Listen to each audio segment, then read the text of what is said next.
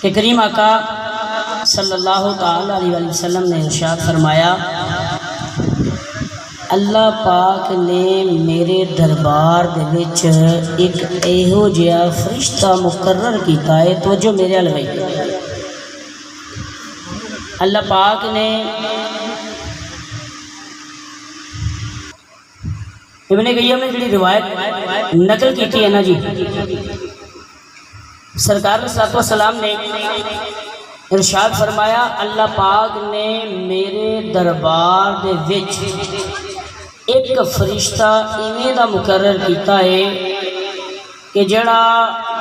جنوں اللہ پاک نے اتنی طاقت دیتی ہے کہ کوئی کتوں بھی درود پاک پڑھے او فرشتہ درود پاک پڑھن والے دا بھی نام جاندا ہے تے اس دے والد دا نام بھی جاندا ہے۔ اور فرشتہ سن کے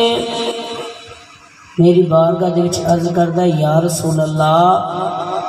نہیں پکھی والا فلانے دا بیٹا انہیں تیاڈے اتنے درود پڑھیا جی، ذرا قبول فرماؤ۔ مان لو ذرا اچھی یار جیڑی گل کی گل سمجھ آ جانی ہے نا جی، اسی جی کمی نہیں میں کرنی سنان وچ تے نہ قبلہ کاری صاحب نے کیتی ہے، نہ ہزاروی صاحب نے کیتی ہے تے نہ ہی جناب کرامت صاحب نے کیتی ہے، تے کمی تسی بھی نہیں چھڈنی۔ سبحان اللہ، ذرا اچھی آکھنی، شیطان نیڑے تیڑے بھی ہوئے تے دوڑ لا جاوے۔ سرکار علیہ السلام دی بارگاہ دے وچ بندے دا نام بھی پیش ہو جاتا ہے، اندے والد دا نام بھی پیش ہو جاتا ہے۔ لطیف نقطہ ہے جی، لطیف گل ہے، گل سمجھن دے نال تعلق رکھ دی ہے۔ میں کہندا پتر ہاں، میں کہندا تخم ہاں، یہ سب انہوں پہلے جنہوں پتہ ہے نا میری والدہ ہے، تسی کہندی اولاد ہو تے حقیقی اولاد ہو، سب انہوں پہلے جنہوں پتہ ہے نا وہ تیری والدہ ہے، پھر تیرے رشتہ دار ہیں۔ اسی جنہوں ابا مننے ہیں نا جی، ابا مننے ہیں، وہ بھی اپنی ماں دے کہن دے مننے ہیں۔ کیا طرح پہ 10 سال ہوندے نے تے بچے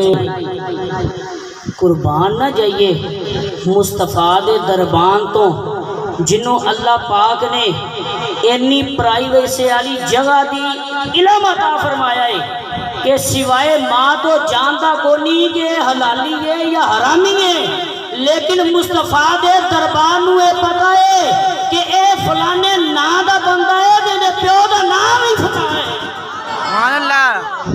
نعرہ تکبیر، اللہ اکبر، مسرور ہو کے سبحان اللہ دا صدا بلند، نعرہ تکبیر،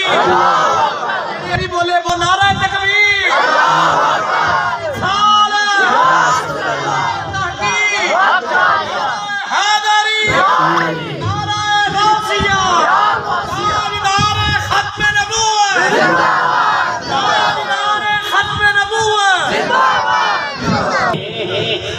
دسو سرکار دے علم دا عالم